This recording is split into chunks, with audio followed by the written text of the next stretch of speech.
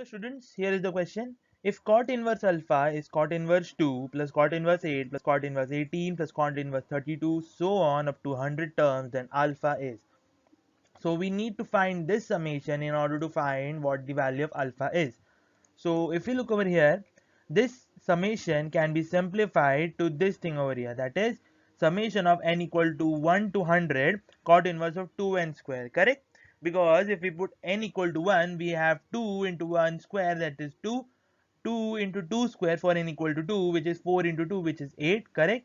Now that becomes 3, that is 3 into 3 square is 9 into 2, 18. So this is also correct.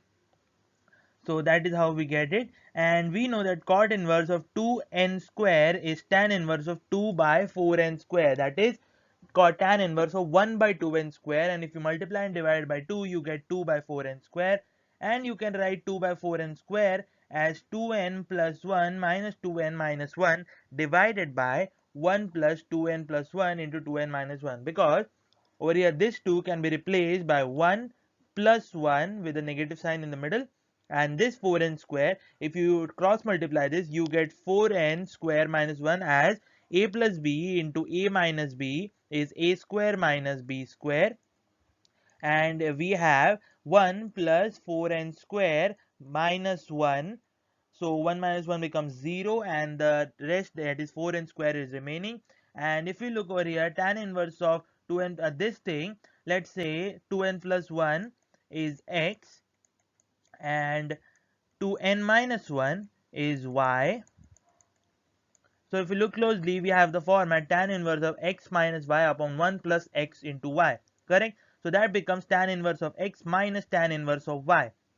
Using that inverse formula for tan, we can write the summation of this, because if you look, we have a negative sign over here, and if you put 1 in this, you have tan inverse of 3, you have tan inverse of 1 over here. If you put 2, you have tan inverse of 5, you have tan inverse of 3 over here.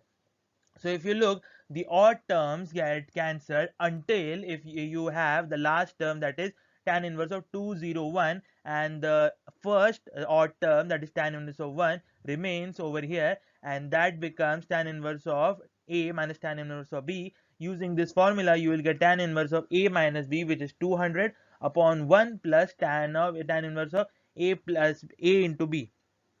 So using that, you will get tan inverse of 200, that is 201 minus 1 upon 1 plus 200 into 1, which becomes 202. And if you look, tan inverse of 200 upon 202 becomes the cot inverse of 101 upon 100. If you we just invert this value and divide throughout by 2, so we get alpha to be equal to 1.01. Thank you.